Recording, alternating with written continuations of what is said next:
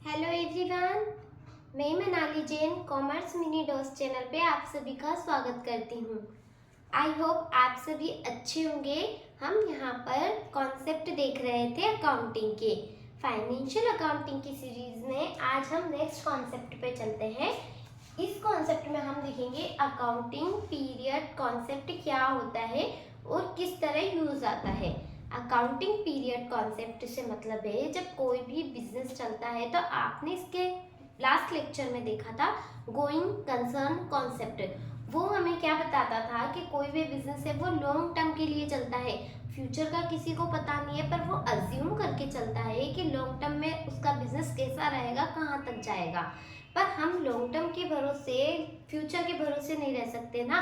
हमें हर साल या छोटे छोटे पीरियड में किसी भी ऑर्गेनाइजेशन को, बिजनेस को अपना प्रॉफिट लॉस जानना होता है। सिर्फ एक बिजनेसमैन को ही अपने प्रॉफिट से मतलब नहीं रहता है। आपने कितनी बार देखा है जो अदर लोग रहते हैं वो भी हमारे बिजनेस से इंटरेस्टेड होते हैं। कैसे? जैसे बैंक हो गया, गवर्नमेंट हो गई, आपके क्रेडिटर्स हो गए, उनको भी तो आपका प्रॉफिट एंड लॉस जानना होता है। इन्वेस्टर्स हो गए।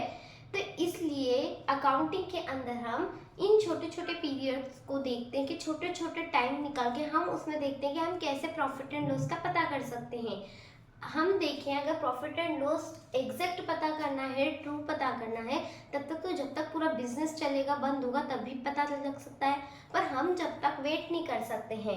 हम हर साल अपनी न्यू प्लानिंग करने के लिए हमें एग्जैक्ट पता होना चाहिए कि हमारा बिजनेस प्रॉफिट कर रहा है या लॉस में जा रहा है, हमारा बिजनेस इंक्रीज हो रहा है या डिक्रीज हो रहा है, हमारा बिजनेस का डेवलपमेंट हो रहा है या नहीं हो रहा है। इन सब को देखते हुए हम क्या करते हैं, हर साल प्रॉफिट एंड लॉस निकालते हैं।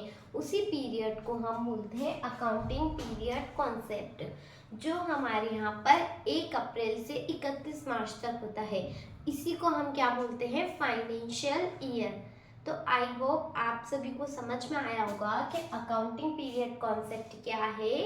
नॉर्मल वे में हम बोल सकते हैं कि जो 1 अप्रैल से 31 मार्च तक का टाइम पीरियड होता है और उसके बाद जो हमें बिजनेस का प्रॉफिट लॉस पता लगता है साल भर का, वही हमारा अकाउंटिंग पीरियड कॉन्सेप्ट होता है।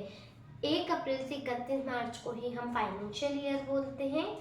आप सभी को समझ में आया हो तो please like, comment and share कीजिए। Thank you.